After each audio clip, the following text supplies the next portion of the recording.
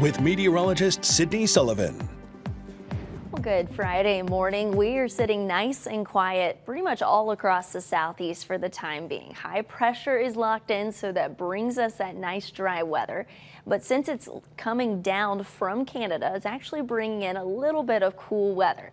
Now, it depends where you are on how cool we actually go. There are areas further south of us, like Atlanta, parts of the upstate of South Carolina, that are actually going to be a touch cooler than us the next couple of mornings, but still, relatively speaking, we are finally feeling that fall-like feel in the air, at least waking up this morning and tomorrow morning. Still going to see those mild afternoons settle on in and still going to keep the sunshine around. So really a beautiful stretch of weather for us.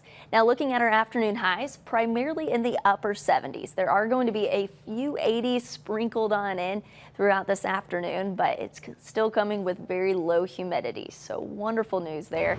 It's still going to feel nice and comfortable to be out and about. So as we go throughout the morning, yes, a few clouds on and off throughout the morning, along with a little bit of patchy fog. This burns off very quickly, and then you can anticipate lots of sunshine by lunchtime. Maybe you want to have lunch outdoors. Perfect day to do so. Upper 60s, lower 70s by 12:30, and then we'll peak in the upper 70s this afternoon. Maybe you're grilling out this evening. Absolutely fantastic evening to do so. And then once the sun sets, a few clouds will work on in through the overnight, but it's really waking up tomorrow morning when we start to really feel that fall-like feel in the area. Now, looking ahead, as of right now, we're trending nice and dry through the majority of the weekend.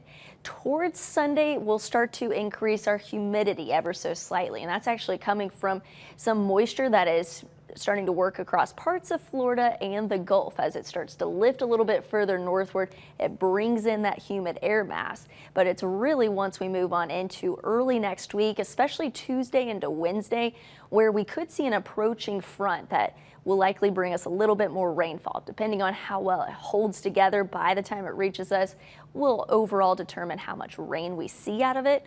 But following this, it is going to come with quite the cool down. So your 8-day forecast looks like this. Nice and quiet conditions for the time being. Those cool mornings sticking around, mild afternoons, and then our rain chances really beginning to ramp on up as we head on into next week. All righty, Sydney. A lot of folks